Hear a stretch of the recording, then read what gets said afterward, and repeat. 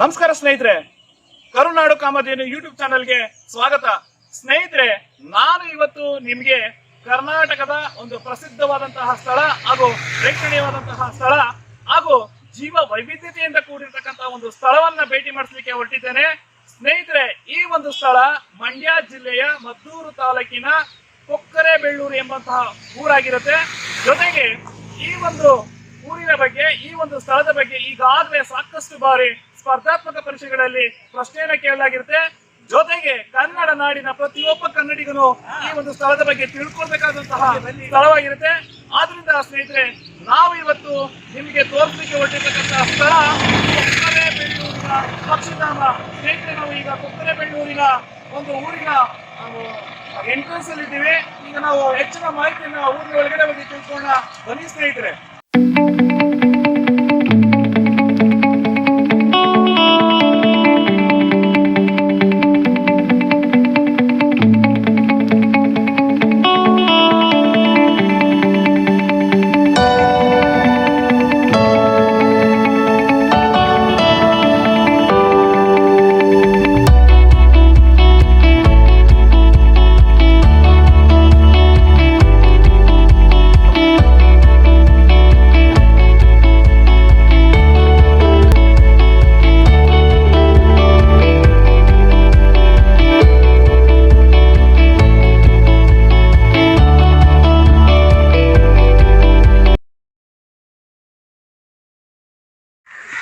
ಸ್ನೇಹಿತರೆ, ನಾವು ಈಗ ಕೊಕ್ಕರೆಬೆಳ್ಳೂರಿನ ಊರಿನ ಒಂದು ಗ್ರಾಮದಲ್ಲಿ ಇದೀವಿ. ನೋಡಿ, ನಿಮ್ಗೆ ಇಲ್ಲೆಲ್ಲ ಕಾಣಿಸ್ತಾ ಇದೆಯಲ್ಲ, ಇವು ಕೊಕ್ಕರೆಗಳು. ಸೊ ಈ ಒಂದು ಗ್ರಾಮದಲ್ಲಿ ನೀವು ಎಲ್ಲಿ ಸುತ್ತ ಗ್ರಾಮದ ಯಾವುದೇ ಒಂದು ಪ್ರದೇಶದ ಒಂದು ಮರಗಳನ್ನ ನೋಡಿದ್ರೆ ನೀವು ಸಾಕಷ್ಟು ಕೊಕ್ಕರೆಗಳನ್ನ ನೀವು ಇಲ್ಲಿ ಕಾಣಬಹುದಾಗಿರುತ್ತೆ. ಸ್ನೇಹಿತರೆ, ನೀವು ಕಾಣಿಸ್ತಾ ಇದೆ, ನಿಮ್ಗೆ ಇಲ್ಲೆಲ್ಲ ಸಾಕಷ್ಟು ಕೊಕ್ಕರೆಗಳು, ನಿಮ್ಗೆ ಶಬ್ದ ಹಾಗೂ ಕೊಕ್ಕರೆಗಳನ್ನ ನೀವು ಕಾಣ್ತಾ ಇದ್ದೀರಾ. ಸ್ನೇಹಿತರೆ ನೋಡಿ, ಈ ಒಂದು ಕೊಕ್ಕರೆಬೆಳ್ಳೂರು ಪಕ್ಷಿಧಾಮ ಇದು ಇತಿಹಾಸ ಪ್ರಸಿದ್ಧವಾಗಿದ್ದು, ಇಲ್ಲಿನ ಗ್ರಾಮದ ಪ್ರತಿಯೊಬ್ಬ ವ್ಯಕ್ತಿಗಳಲ್ಲೂ ಕೂಡ ಒಂದು ಅವಿನಾಭಾವ ಸಂಬಂಧವನ್ನು ಹೊಂದಿರತಕ್ಕಂತಹ ಒಂದು ಸ್ಥಳವಾಗಿರುತ್ತೆ. ಈ ಒಂದು ಕೊಕ್ಕರೆಗಳು ಹಾಗೂ ಈ ಗ್ರಾಮಸ್ಥರಿಗೆ ತನ್ನದೇ ಆದಂತಹ ಒಂದು ಅವಿನಾಭಾವ ಸಂಬಂಧ ಇದೆ. ಸೊ ಈ ಒಂದು ಸ್ಥಳವನ್ನ ಸಮುದಾಯ ಮೀಸಲು ಪ್ರದೇಶ ಅಂತ ಹೇಳಿ 2007ನೇ ಇಸ್ವಿನಲ್ಲೇ ಇದನ್ನ ಘೋಷಣೆ ಮಾಡಲಾಗಿದೆ. ಸಮುದಾಯ ಮೀಸಲು ಪ್ರದೇಶ ಅಂತಂದ್ರೆ ಇಲ್ಲಿ ಯಾವುದೇ ರೀತಿಯಾದಂತಹ ನಾವು ಶುಲ್ಕವನ್ನು ಕೊಡೋದಾಗ್ಲಿ ಅಥವಾ ಮತ್ತೊಂದಾಗ್ಲಿ ಇರುವುದಿಲ್ಲ. ಇದು ಸಮುದಾಯದ ಜನಗಳೇ ಸೇರಿ ಇದನ್ನ ಅಭಿವೃದ್ಧಿ ಮಾಡ್ತಕ್ಕಂಥದ್ದು ನಾವು ಕೆಲಸವನ್ನ ಇಲ್ಲಿ ಕಾಣ್ಬೋದಾಗಿರುತ್ತೆ. ಜೊತೆಗೆ ಈ ಒಂದು ಕೊಕ್ಕರೆಬೆಳ್ಳಿನ ಪಕ್ಷಿಧಾಮದಲ್ಲಿ ಪ್ರಮುಖವಾಗಿ ಎರಡು ಒಂದು ಪಕ್ಷಿಗಳು ಬರ್ತವೆ. ಒಂದು ಸ್ನೇಹಿತರೆ ಸ್ಪಾಟ್ ಬಿಲ್ಡ್ ಪೆಲಿಕಾನ್ ಅಂತ ಹೇಳಿ, ಇದನ್ನ ಕನ್ನಡದಲ್ಲಿ ನಾವು ಹೆಜ್ಜಾರ್ಲೆ ಅಂತ ಹೇಳಿ ಕರಿತೀವಿ. ಇನ್ನೊಂದು ಪೇಂಟಿಂಗ್ ಸ್ಟಾಕ್ ಅಂತ ಹೇಳಿ, ಬಣ್ಣದ ಕೊಕ್ಕರೆ ಅಂತ ಹೇಳಿ. ಈ ಎರಡು ಪಕ್ಷಿಗಳು ಬಹಳ ಪ್ರಮುಖವಾಗಿ ಈ ಒಂದು ಊರಿಗೆ ಬರ್ತವೆ. ಸ್ನೇಹಿತರೆ, ಇಲ್ಲಿನ ವಿಶೇಷ ಏನಪ್ಪಾ ಅಂತಂದ್ರೆ, ಈ ಎರಡೂ ಜಾತಿಯ ಕೊಕ್ಕರೆಗಳು ಅಥವಾ ಪಕ್ಷಿಗಳು ಬೇರೊಂದು ಪ್ರದೇಶದಿಂದ ವಲಸೆ ಬಂದು ಇಲ್ಲಿ ತಮ್ಮ ಸಂತಾನೋತ್ಪತ್ತಿಯನ್ನ ಮಾಡಿ ತಮ್ಮ ಮರಿಗಳ ಜೊತೆ ತಮ್ಮ ಮೂಲ ನಿವಾಸಕ್ಕೆ ಹೋಗ್ತವೆ. ಇದು ಬಹಳ ವಿಶೇಷವಾಗಿರ್ತಕ್ಕಂಥದ್ದು. ಇಲ್ಲಿನ ಸಮುದಾಯ ಹಾಗೂ ಹಲವಾರು ಸಂಶೋಧಕರು ಇದರ ಬಗ್ಗೆ ಸಾಕಷ್ಟು ಸಂಶೋಧನೆಯನ್ನ ಮಾಡಿದ್ರು ಕೂಡ ಇವು ಯಾಕೆ ಇದೇ ಒಂದು ಪ್ರದೇಶಕ್ಕೆ ಬರುತ್ತೆ, ಇಲ್ಲಿನ ವಿಶೇಷತೆ ಏನು ಅಂತ ಅನ್ನೋದನ್ನ ಸಾಕಷ್ಟು ವಿವರವಾಗಿ ಒಂದು ಸಂಶೋಧನೆಯನ್ನ ಮಾಡಿದರೆ. ಸೊ ಕೊನೆಯದಾಗಿ ನಮಗೆ ಸಿಕ್ಕಿರ್ತಕ್ಕಂತಹ ಒಂದು ಮಾಹಿತಿ ಏನಪ್ಪಾ ಅಂತಂದ್ರೆ, ಈ ಒಂದು ಊರು ಕೊಕ್ಕರೆಬೆಳ್ಳೂರು ಈ ಶಿಂಷಾ ನದಿಯ ದಂಡದ ಮೇಲೆ ಇರ್ತಕ್ಕಂಥದ್ದು. ಜೊತೆಗೆ ಇಲ್ಲಿ ಸಾಕಷ್ಟು ಸುತ್ತಮುತ್ತ ಹಲವಾರು ಕೆರೆಗಳನ್ನ ಹೊಂದಿದ್ದು, ಜೌಗು ಪ್ರದೇಶವನ್ನು ಹೊಂದಿರತಕ್ಕಂತಹ ಸ್ಥಳವಾಗಿದ್ದು ಈ ಪಕ್ಷಿಗಳು ಬರ್ಲಿಕ್ಕೆ ಕಾರಣ ಆಗಿರುತ್ತೆ. ಜೊತೆಗೆ ಇಲ್ಲಿ ಬಹು ಪ್ರಮುಖವಾದಂತಹ ವಿಚಾರ ಏನಪ್ಪಾ ಅಂತಂದ್ರೆ, ಇಲ್ಲಿ ನಾವು ಈ ಕೊಕ್ಕರೆಗಳು ಮತ್ತು ಈ ಸಮುದಾಯಕ್ಕೆ ಒಂದು ಬಾಂಡಿಂಗ್ ಅನ್ನ ಇರೋದನ್ನ ನಾವು ಇಲ್ಲಿ ಕಾಣ್ಬೋದಾಗಿರುತ್ತೆ. ಸ್ನೇಹಿತರೆ, ಈ ಒಂದು ಊರಿನ ಈ ಒಂದು ಪಕ್ಷಿಗಳ ಅತಿ ಆಶ್ಚರ್ಯಕರವಾದ ಸಂಗತಿ ಏನಂತಂದ್ರೆ, ಇಲ್ಲಿ ಬರ್ತಕ್ಕಂತಹ ಪಕ್ಷಿಗಳು ವಲಸೆ ಬಂದು ತಮ್ಮ ವಂಶಾಭಿವೃದ್ಧಿಯನ್ನ ಮಾಡಿಕೊಂಡು ಮತ್ತೆ ತಮ್ಮ ಮೂಲ ನಿವಾಸಕ್ಕೆ ಹೋಗ್ತವೆ. ಸೊ ಅಂದ್ರೆ ಇಲ್ಲಿಗೆ ಬರ್ತಕ್ಕಂಥ ಪಕ್ಷಿಗಳು ಮುಖ್ಯ ಉದ್ದೇಶ ಏನಪ್ಪಾ ಅಂತಂದ್ರೆ, ತಮ್ಮ ಸಂತಾನೋತ್ಪತ್ತಿಯನ್ನ ಮಾಡುವುದೇ ಆಗಿರುತ್ತೆ. ಸಂತಾನೋತ್ಪತ್ತಿಗೆ ಬೇಕಾದಂತಹ ಒಂದು ಒಳ್ಳೆಯ ವಾತಾವರಣ ಈ ಊರಿನಲ್ಲಿ ಇದೆ ಅನ್ನೋದು ಬಹು ಆಶ್ಚರ್ಯಕರವಾದಂತಹ ಸಂಗತಿಯಾಗಿರುತ್ತೆ. ಜೊತೆಗೆ ಸ್ನೇಹಿತರೆ, ಇಲ್ಲಿ ಈ ಊರಿನ ಪಕ್ಕದಲ್ಲಿಯೇ ಶಿಂಸಾ ನದಿ ಇರುವುದರಿಂದ ಈ ನದಿಯಲ್ಲಿ ಇರ್ತಕ್ಕಂತಹ ಮೀನುಗಳು ಇವಿಗೆ ಒಳ್ಳೆಯ ಆಹಾರ ಮತ್ತು ಒಳ್ಳೆಯ ಒಂದು ಪರಿಸರವನ್ನ ನಿರ್ಮಾಣ ಮಾಡಿಕೊಟ್ಟಿದೆ ಸ್ನೇಹಿತರೆ. ಹೀಗೆ ಈ ಒಂದು ಕೊಕ್ಕರೆ ಬೆಳ್ಳೂರು ತನ್ನದೇ ಆದ ವೈಶಿಷ್ಟ್ಯತೆಯನ್ನ ಒಳಗೊಂಡಿದ್ದು, ತನ್ನದೇ ಆದ ಮಹತ್ವವನ್ನ ಒಳಗೊಂಡಿದ್ದು, ನಮ್ಮ ಕರ್ನಾಟಕದ ಪ್ರಮುಖ ಪಕ್ಷಿಧಾಮಗಳಲ್ಲಿ ಒಂದು ತನ್ನದೇ ಆದ ಐಡೆಂಟಿಟಿಯನ್ನ ಹೊಂದಿರತಕ್ಕಂತಹ ಒಂದು ಸ್ಥಳವಾಗಿರುತ್ತೆ ಸ್ನೇಹಿತರೆ. ಇದಕ್ಕೆ ಸಂಬಂಧಪಟ್ಟಂತಹ ಇನ್ನೂ ಹೆಚ್ಚು ಹಲವಾರು ಮಾಹಿತಿಗಳನ್ನ ಈ ಒಂದು ಸ್ಥಳದಲ್ಲಿ ಇರ್ತಕ್ಕಂತಹ ನಮ್ಮ ಸಂಶೋಧಕರಿದ್ದಾರೆ, ಜೊತೆಗೆ ಈ ಒಂದು ಅರಣ್ಯ ರಕ್ಷಕರಿದ್ದಾರೆ, ಹಾಗೇನೆ ಸ್ಥಳೀಯರಿದ್ದಾರೆ. ಇವ್ರ ಹತ್ರ ನಾವು ಹೆಚ್ಚಿನ ಮಾಹಿತಿಯನ್ನ ತಿಳ್ಕೊಂಡು ಈ ಒಂದು ಕೊಕ್ಕರೆ ಬೆಳ್ಳೂರಿನ ಪಕ್ಷಿಧಾಮದ ಬಗ್ಗೆ ಹೆಚ್ಚಿನ ಮಾಹಿತಿಯನ್ನು ತಿಳ್ಕೊಳ್ಳೋಣ. ಬನ್ನಿ ಸ್ನೇಹಿತರೆ, ನಮಸ್ಕಾರ. ನಾವೀಗ ಈ ಒಂದು ಕೊಕ್ಕರೆ ಬೆಳ್ಳೂರಿನ ಗ್ರಾಮದಲ್ಲಿ ಇದ್ದೇವೆ. ಜೊತೆಗೆ ಈ ಒಂದು ಕೊಕ್ಕರೆ ಬೆಳ್ಳೂರಿನ ಏನು ಪಕ್ಷಿಗಳ ಬಗ್ಗೆ ಹಾಗೂ ಕೊಕ್ಕರೆಗಳ ಬಗ್ಗೆ, ಇಲ್ಲಿನ ಒಂದು ಪಕ್ಷಿ ಪ್ರಭೇದಗಳ ಬಗ್ಗೆ ಹೆಚ್ಚಿನ ಮಾಹಿತಿ ಹಾಗೂ ಸಂಶೋಧನೆಯನ್ನ ಮಾಡ್ತಿರ್ತಕ್ಕಂತಹ ಅಕ್ಷತಾ ಮೇಡಮ್ ಅವರು ನಮ್ಮ ಜೊತೆಯಲ್ಲಿದ್ದಾರೆ. ಅಕ್ಷತಾ ಮೇಡಮ್ ಅವರು ಮೂಲತಃ ದೆಹಲಿಯವರಾಗಿರ್ತಾರೆ. ಜೊತೆಗೆ ಅವರು ಈ ಒಂದು ಊರಿನಲ್ಲಿ ಸುಮಾರು 3 ವರ್ಷಗಳ ಕಾಲ ಇಲ್ಲಿಯೇ ಅವರು ನಿವಾಸದಲ್ಲಿ ಇದ್ದು ಈ ಒಂದು ಪಕ್ಷಿಗಳ ಬಗ್ಗೆ, ಈ ಒಂದು ಊರಿನ ಬಗ್ಗೆ ಹೆಚ್ಚು ಸಂಶೋಧನೆಯನ್ನ ಮಾಡ್ತಾ ಇರ್ತಾರೆ. ಅವ್ರ ಹತ್ರ ನಾವು ಈ ಒಂದು ಕೊಕ್ಕರೆ ಬೆಳ್ಳೂರಿನ ಪಕ್ಷಿಧಾಮದ ಬಗ್ಗೆ ಹೆಚ್ಚಿನ ಮಾಹಿತಿಯನ್ನ ಪಡೆದುಕೊಳ್ಳೋಣ. ಬನ್ನಿ ಸ್ನೇಹಿತರೆ. ನಮಸ್ತೆ ಮೇಡಮ್. ತುಂಬಾ ಸಂತೋಷ ಆಗ್ತಿದೆ ಮೇಡಮ್, ನೀವು ಅಷ್ಟು ದೂರದಿಂದ ಬಂದು ಈ ಒಂದು ಗ್ರಾಮದಲ್ಲಿ, ಅದು ಏಕೆಂದ್ರೆ ಬಹಳ ದೂರದಿಂದ ಬಂದು ಈ ಒಂದು ಸಣ್ಣ ಒಂದು ಗ್ರಾಮದಲ್ಲಿ ಇಲ್ಲೇ ವಾಸ್ತವವನ್ನು ಹೂಡಿ ನೀವೇನ್ ಮಾಡ್ತಾ ಇದ್ದೀರಾ, ಈ ಒಂದು ಪಕ್ಷಿಗಳ ಬಗ್ಗೆ ಸಂಶೋಧನೆ ಮಾಡಿ ಹೆಚ್ಚಿನ ಮಾಹಿತಿಯನ್ನ ನೀವು ನಮ್ಮ ಒಂದು ಸಮುದಾಯಕ್ಕೆ ತಿಳಿಸ್ಲಿಕ್ಕೆ ಹೊರಟಿದ್ದೀರಾ. ಬಹಳ ತುಂಬಾ ಹೃದಯದ ಧನ್ಯವಾದಗಳು. ಜೊತೆಗೆ ಇದು ಒಂದು ಉತ್ತಮವಾದ ಕಾರ್ಯ ಮೇಡಮ್. ನಮ್ಗೆ ಈ ಒಂದು ಸಮುದಾಯದ ಬಗ್ಗೆ, ಈ ಒಂದು ಕೊಕ್ಕರೆ ಬೆಳ್ಳೂರಿನ ಒಂದು ಮಾಹಿತಿಯನ್ನ ನಾವು ನಿಮ್ಮಲ್ಲಿ ಕೇಳಲಿಕ್ಕೆ ನಾವು ಬಂದಿರ್ತಕ್ಕಂಥದ್ದು. ಮೊದಲನೇದಾಗಿ ಮೇಡಮ್, ಇಲ್ಲಿ ನಿಮಗೆ ತಿಳಿದಂತೆ, ಯಾಕೆಂದ್ರೆ 2-3 ವರ್ಷಗಳಿಂದ ನೀವು ಇದ್ರ ಬಗ್ಗೆ ಅಧ್ಯಯನ ಮಾಡ್ತಾ ಇದ್ದೀರಾ, ಯಾವ ಪಕ್ಷಿಗಳು ಇಲ್ಲಿ ಬರ್ತವೆ madam? Mostly this place it is Kokare Bellur. So Kokare means storks and Bellur is where they live. So the name itself tells which all birds are coming here. So it's mostly Kokare Bellur. So painted storks are the main attraction of this village, which comes in thousands of number. They are very beautiful birds, all full of colors, pink, white, black, orange. You can see everywhere in the village. It will be completely full. It's like a second story village. So ground floor all these villagers live, and on the top floor all these birds live. So it's a beautiful fact how they are living and coexisting together. Apart from painted stork, another major bird which comes here from outside is spot-billed pelican. Both of these birds, spot-billed pelican and painted stork, are globally near threatened categories from red list IUCN categories. So they carry a very importance to our ecosystem, to balance, maintain that balance among the practices that we carry, and we are directly dependent upon all these nature. So these two are the main attraction of this village. Apart from that, there are many other birds around. I have been recorded around 103 total birds.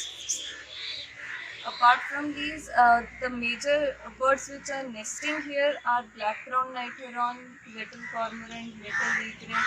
All of these, they nest together. It's a mixed heron place. So this is another major reason why these villages are taking care of these birds and living in such peaceful environment with them, because they are directly looking how in a joint family these birds are living, and they are taking in all those things, learning from them how they help each other while nesting, and they learn from this coexistence. ಮತ್ತೆ madam, ಈಗ ನಮ್ಗೆ ಇನ್ನೊಂದು ಪ್ರಶ್ನೆ ಏನಪ್ಪಾ ಅಂತಂದ್ರೆ, ಈ ಸಾಕಷ್ಟು ಸ್ಥಳಗಳೆಲ್ಲ ಇದೆ, ಆದ್ರೂ ಕೂಡ ಈ ಕೊಕ್ಕರೆ ಬೆಳ್ಳೂರು ಎಂಬಂತಹ ಈ ಒಂದು ಪುಟ್ಟ ಗ್ರಾಮಕ್ಕೇನೆ ಈ ಒಂದು ಪಕ್ಷಿಗಳು ಬರ್ತವೆ ಅಂತಂದ್ರೆ ಏನಾದ್ರೂ ಉದ್ದೇಶ ಇರ್ಬೇಕಲ್ಲ? ಯಾಕೆ ಇಲ್ಲಿಗೆ ಅದೇ ಪಕ್ಷಿಗಳು ಇದೇ ಊರಿಗೆ ಇಲ್ಲೇ ಬಂದು ವಾಸ್ತವವನ್ನು ಹೂಡ್ತವೆ?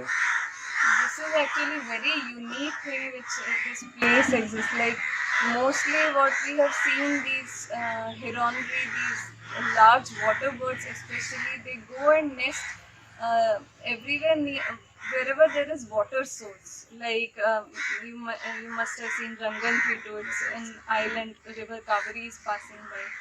And so likewise they mostly nest where there is immediate water source. But in this village particularly, we are seeing that there is no immediate source of water, and still they are nesting in close contact with these humans. There are other trees nearby also in the village near to Shimsha river, which is just 800 meters away. Still they are not going and nesting there. They are preferring and they are coming back and nesting on those specific trees which are close to the villagers' household. So there is this close bond. They believe that initially back they were first nesting in near bank of Shimsha river, and even this village, it was itself located near the bank ಏನಾದರೂ river. Particular ಏನಾದರೂ reason, particular ಏನಾದರೂ ವಿಶೇಷತೆ ಏನಾದರೂ ಈ ಒಂದು ಗ್ರಾಮದಲ್ಲಿ, ಈ ಲೋಕಾಲಿಟಿನಲ್ಲಿ ಏನಾದರೂ ವಿಶೇಷತೆ ಏನಾದರೂ ಇದೆಯಾ? It's like even those villages, they were also located near Shimsha river, and it's a very old folklore which all villages will be telling you. It's like they were living there, and in 1917 there was a plague. It was a very fatal plague. Many people were dying, so they shifted and they came away from the river just to come to a new area, a new settlement. And to their surprise, next year even those birds followed and they also came back and nested along with them. So there is a bond. It's we can't tell anything for sure ಅಂದ್ರೆ because ಪೀಪಲ್ಗೂ ಪಕ್ಷಿಗಳಿಗೂ ಒಂದು bonding ಇದೆ ಅಂತ ನೀವು ಹೇಳ್ತೀರಾ? bonding is there, because definitely where villages are there, where there are more people, where there is more hustle and bustle, like every day there is so much of movement. So definitely large predators like tiger or other predators, land predators, they won't come and attack these birds. So they feel safe with the villagers. And even from top also, these eagle, vulture, they don't actually come near to where there's lot of movement of people. So they are getting that protection from them. So most probably ಮತ್ತೆ ಈ ಪಕ್ಷಿಗಳು ತುಂಬಾ ಬೇರೆ ಬೇರೆ continent ಇಂದೆಲ್ಲ ಬರ್ತದೆ ಅಂತ ಹೇಳಿ ಕೆಲವರು ಹೇಳ್ತಾರೆ.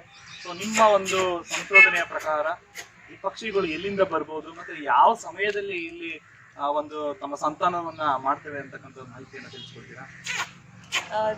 Actually here spot-billed pelican and painted stork, these are the two migratory birds. So spot-billed pelican, they come in the month of mid of October. It's like they have a perfect sync when the northeast monsoon, it retreats from this area. After that they take that signal and they start nesting, and they will be here for another 6 months.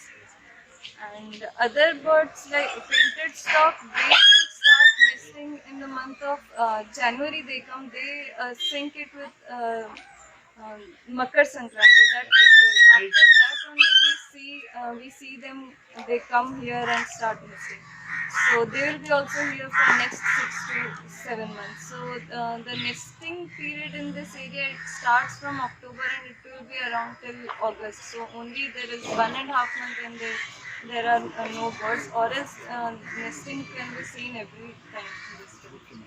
ಮತ್ತೆ ಈ ಒಂದು ಏನು ಕೊಕ್ಕರೆಬೆಳ್ಳೂರು ಪಕ್ಷಿಧಾಮ ಇದೆ, ಇದು ಸಮುದಾಯ ಮೀಸಲು ಪ್ರದೇಶ ಅಂತ ಹೇಳಿ, ಸಮುದಾಯ ಮೀಸಲಾದಂತಹ ಒಂದು ರಕ್ಷಿತ ಪ್ರದೇಶ ಅಂತ ಹೇಳಿ ನಮಗೆ ಕರ್ನಾಟಕದಲ್ಲಿರ್ತಕ್ಕಂಥ ಏಕೈಕ ಪ್ರದೇಶ. ಇದ್ರ ಬಗ್ಗೆ ಏನು, ಇದ್ರ ಬಗ್ಗೆ ರೂಲ್ಸ್ಗಳಿದೆ ಏನು, ಸಮುದಾಯ ಮೀಸಲು ಪ್ರದೇಶ ಅಂದ್ರೆ ಏನು, ಇದ್ರ ಬಗ್ಗೆ ನಿಮಗೆ ಸ್ವಲ್ಪ ತಿಳಿಸ್ಕೊಡ್ತೀರಾ? This place actually got notified from Forest Department.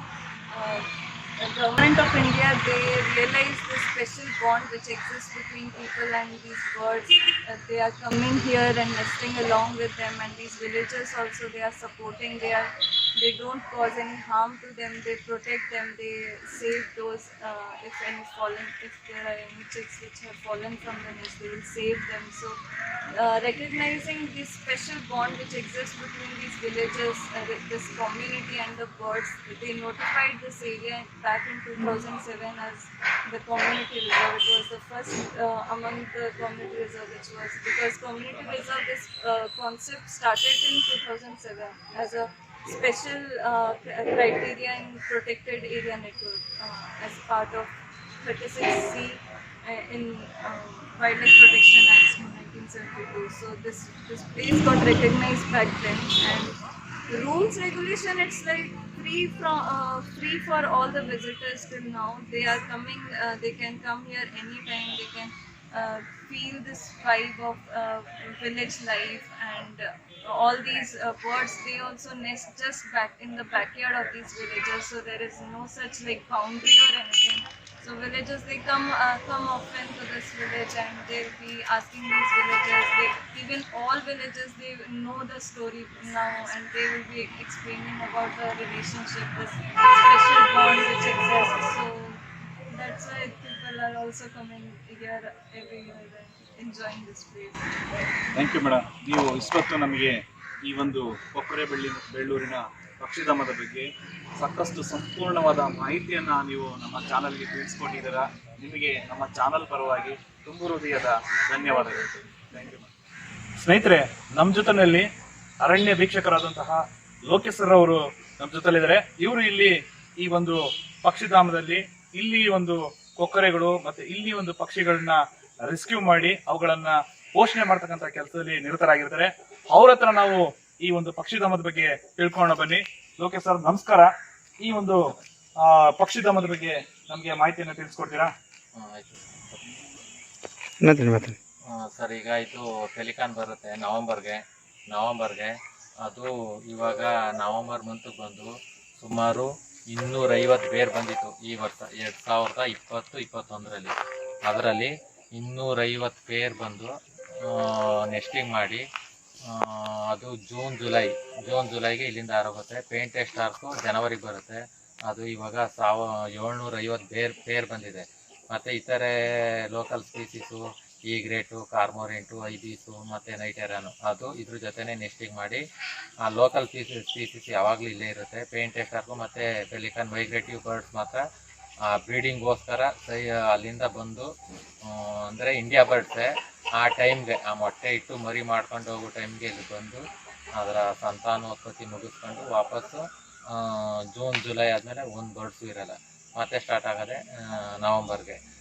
Painted Starc ಇವಾಗ ಎಲ್ಲ ನೆಸ್ಟಿಂಗ್ ಮಾಡಿ ಎಲ್ಲದರಲ್ಲೂ ಮೊಟ್ಟೆ ಇಕ್ಕಿ ಎಲ್ಲ ಆ್ಯಕ್ಸಸ್ ಆಗಿದೆ. ಇವಾಗೆಲ್ಲ ಮರಿ ಈಗಾಗಲೇ 1 ತಿಂಗಳು ಮರಿ ಇದೆ. ಪೆಲಿಕಾನ್ ನವಂಬರ್ಗೆ ಬಂತಲ್ಲ, ಅದು ಡಿಸೆಂಬರಲ್ಲಿ ಬ್ರೀಡಿಂಗ್ ಆಗಿ ಕೆಲವು ಅದರ ಮರಿಗಳ ರೆಸ್ಕ್ಯೂ ಮಾಡಿದ್ದೀವಿ. ಇಲ್ಲೇ ಒಟ್ಟು 5 ಪೆಲಿಕಾನ್ ಚಿಕ್ಸ್ನ ರೆಸ್ಕ್ಯೂ ಮಾಡಿ ಅದರಲ್ಲಿ ಈಗ 2 ಆರೋಗಿದೆ. ಈ ರೆಸ್ಕ್ಯೂದಲ್ಲಿ 3 ಇದೆ. ಮತ್ತು ಪೇಂಟೆಡ್ ಚಿಕ್ಸು 1 ಇದೆ. ಇವಾಗ ಏನಾರ ರೈನು ಮತ್ತು ಜಾಸ್ತಿ ಗಾಳಿ ಬತ್ತು ಅಂದರೆ ಅದು ಸುಮಾರು ಬರ್ಡ್ಸ್ ಬಿತ್ತೋಗುತ್ತೆ. ಅದನ್ನು ಇಲ್ಲೇ ರೆಸ್ಕ್ಯೂ ಮಾಡ್ತೀವಿ. ಲಾಸ್ಟ್ ಇಯರು ಸುಮಾರು 90 ಪೇಂಟೆಡ್ ಸ್ಟಾರ್ ಚಿಕ್ಸ್ನ ರೆಸ್ಕ್ಯೂ ಮಾಡಿದ್ದೀವಿ. ಮತ್ತು ಪೆಲಿಕಾನ್ ಚಿಕ್ಸ್ 10, ಟೋಟಲ್ಲು 100 ಬರ್ಡ್ಸ್ನ ರೆಸ್ಕ್ಯೂ ಮಾಡಿದ್ದೀವಿ. ಅವಕ್ಕೆ ಫುಡ್ಡು ಕೊಡ್ತೀವಿ. ಮತ್ತು ಇಂಜೂರ್ ಬರ್ಡ್ಸ್ಗೆ ವೆಟರ್ನರಿ ಡಾಕ್ಟ್ರು ಬರ್ತಾರೆ, ಟ್ರೀಟ್ಮೆಂಟ್ ಕೊಟ್ಟು ಎಲ್ಲ ಇಲ್ಲಿ ಇದು ಮಾಡ್ತಾರೆ. ನಮ್ಮ ಜೊತೆಯಲ್ಲಿ ಕೊಕ್ಕರೆ ಬೆಳ್ಳೂರಿನ ಸ್ಥಳೀಯರು ಹಾಗೂ ಇಲ್ಲಿನ ಒಂದು ಗ್ರಾಮದ ಬಗ್ಗೆ ಸಂಪೂರ್ಣ ಮಾಹಿತಿಯನ್ನ ಹೊಂದಿರತಕ್ಕಂತಹ ಗಿರಿಧರ್ ಅವರು ನಮ್ಮ ಜೊತೆಯಲ್ಲಿದ್ದಾರೆ. ಅವ್ರನ್ನ ನಾವು ಈ ಒಂದು ಪಕ್ಷಿಧಾಮದ ಬಗ್ಗೆ, ಈ ಒಂದು ಊರಿನ ಅವಿನಾಭಾವ ಸಂಬಂಧದ ಬಗ್ಗೆ, ಆ ಪಕ್ಷಿಗಳಿಗೂ ಮತ್ತು ಈ ಗ್ರಾಮದ ಜನತೆಗೆ ಇರತಕ್ಕಂತಹ ಸಂಬಂಧದ ಬಗ್ಗೆ ನಾವು ತಿಳ್ಕೊಳ್ಳೋಣ ಬನ್ನಿ. ನಮಸ್ಕಾರ ಗಿರಿಧರ್ ಅವರೇ. ದಯಮಾಡಿ ನೀವು ಈ ಒಂದು ಪಕ್ಷಿಗಳು ಹಾಗೂ ನಿಮ್ಮ ಒಂದು ಈ ಒಂದು ಜೀವನದ ಬಗ್ಗೆ ನಮಗೆ ತಿಳಿಸ್ಕೊಡ್ಬೇಕು. ಊರು ಕೊಕ್ಕರೆ ಬೆಳ್ಳೂರು ಅಂತ ಹೇಳಿದ್ರೆ ಎಲ್ಲ ಪಕ್ಷಿಧಾಮ ಇಡೀ ಕರ್ನಾಟಕ ಅಲ್ದೇ ಪ್ರಪಂಚದಾದ್ಯಂತ ಗೊತ್ತು. ಹೊರಗಡೆ ದೇಶದಿಂದ ಎಲ್ಲ ವೀಕ್ಷಣೆಗೆ ಬರ್ತಾರೆ. ಇದು ಹೆಂಗೆ ಸಂಬಂಧ ಅಂದರೆ ಒಂದು ಹೇಳಬೇಕು ಅಂದರೆ, ಈಗ ತಂದೆ ಮಗನ ಸಂಬಂಧ ಹೇಗೋ ಹಾಗೆ ನಮ್ಮೂರಲ್ಲಿ ಕೊಕ್ಕರೆ, ಹೆಜ್ಜಾರ್ಲೆ ಅಂತ 2 ವಿಧವಾದ ಪಕ್ಷಿಗಳು ಬರ್ತವೆ. ಅದಕ್ಕೆ ನಮ್ಗೆ ಇರತಕ್ಕಂಥ ಸಂಬಂಧ ಆ ಥರ ಇದೆ. ನಾವು ಚಿಕ್ಕ ಹುಡುಗರದಿಂದನೂ ನೋಡ್ತಾ ಇದ್ದೀವಿ. ಆವಾಗಿನಿಂದ ನಾವು ಬರ್ತಾನೆ ಇದೆ. ನಮ್ಮ ತಂದೆ ತಾತನ ಕಾಲ ಆ ಕಾಲದಿಂದಲೂ ಹೇಳ್ತಾ ಇದ್ದಾರೆ, ಅವಾಗಿನಿಂದಲೂ ಬರ್ತಾನೆ ಇದ್ದಾರೆ, ಒಂದ್ಸಲನೂ ಮಿಸ್ ಆಗಿಲ್ಲ. ಯಾವುದೋ ಒಂದು ಕಾಲದಲ್ಲಿ ಮಿಸ್ ಆಗಿದ್ದಾಗ ಗ್ರಾಮಕ್ಕೆ ಏನೋ ಒಂಥರ ಕೇಡ್ತಾ ಆಗಿತ್ತು ಅಂತ ಹೇಳ್ತಾರೆ. ಅದ್ರ ಬಗ್ಗೆ ನಮಗೂ ಸರಿಯಾದ ಮಾಹಿತಿ ಇಲ್ಲ, ಅಂತೆ ಅಂತ ಆ ಮಾಹಿತಿ ಪ್ರಕಾರ ಹೇಳ್ತಾರೆ. ಅಲ್ಲಿಂದ ಇಲ್ಲಿವರೆಗೂ ಒಂದು ಸಲನೂ ಮಿಸ್ ಮಾಡಿದ್ರೆ ಪ್ರತಿ ವರ್ಷನೂ ಬರುತ್ತೆ, ಬಂದು ಇಲ್ಲಿ ಗೂಡು ಕಟ್ಟಿ ಮೊಟ್ಟೆ ಇಟ್ಟು ಮರಿ ಮಾಡ್ಕೊಂಡು ಮರಿ ಜೊತೆಲಿ ರಿಟರ್ನ್ ಹೋಗುತ್ತೆ. ಆದರೆ ಎಲ್ಲಿಗೆ ಹೋಗುತ್ತೆ ಏನಾಗುತ್ತೆ ಅಂತ ಗೊತ್ತಿಲ್ಲ. ಹೂವುಗಳಿದೆ, ಅದು ಇಲ್ಲ ಆಸ್ಟ್ರೇಲಿಯಾ ಸೈಬೇರಿಯಾದಿಂದ ಬರುತ್ತೆ ಅದೇ ಇದು ಅಂತ. ಆದರೆ ಈಗ ನಿರ್ದಿಷ್ಟವಾಗಿ ಖಚಿತವಾಗಿ ಕಂಡುಹಿಡಿಬೇಕಂತ ಏನೋ GPS ಚಿಪ್ಪನ್ನು ಆ್ಯಡ್ ಮಾಡಿ ಹಾಕ್ಬೇಕು, ಅಲ್ಲಿ ಎಲ್ಲಿ ಹೋಗುತ್ತೆ ಎಲ್ಲಿಂದ ಬರುತ್ತೆ ಅಂತ ಕಂಡುಹಿಡಿಬೇಕು ಅಂತ ಏನೋ ಮಾಡ್ತಾ ಇದ್ದಾರೆ. ಅದು ಒಳ್ಳೆಯದಾಗಲಿ. ಆದರೆ ಈ ಕೊಕ್ಕರೆ ಇರೋದ್ರಿಂದ ಎಲ್ಲ ನಮಗೂ ಒಂಥರ ಹೆಮ್ಮೆ ವಿಚಾರ. ನಮ್ಮೂರಿಗೆ ಕೊಕ್ಕರೆ ಬೆಳ್ಳೂರು ಅಂತ ಹೆಸರು ಬಂದಿದೆ, ಕೊಕ್ಕರೆ ಇರೋದ್ರಿಂದ. ಹಾಗಾಗಿ ಇನ್ನೂ ಚೆನ್ನಾಗಿದೆ, ಕೊಕ್ಕರೆಯಿಂದ ಊರಿಗೂ ಅಭಿವೃದ್ಧಿ ಆಗಿದೆ. ನಾವು ಎಲ್ಲ ರೆಕಗ್ನೈಸ್ ಆಗಿದೆ ಬಿಕಾಸ್ ಆಫ್ ಈ ಕೊಕ್ಕರೆಯಿಂದನೇ. ಹಾಗಾಗಿ ಖುಷಿ ಇದೆ ನಮ್ಮೂರ ಬಗ್ಗೆ, ನಮ್ಮ ಊರು ನಮ್ಮ ಕೊಕ್ಕರೆ ಬಗ್ಗೆ ನಮಗೆ ಹೆಮ್ಮೆ ಇದೆ. ಧನ್ಯವಾದಗಳು.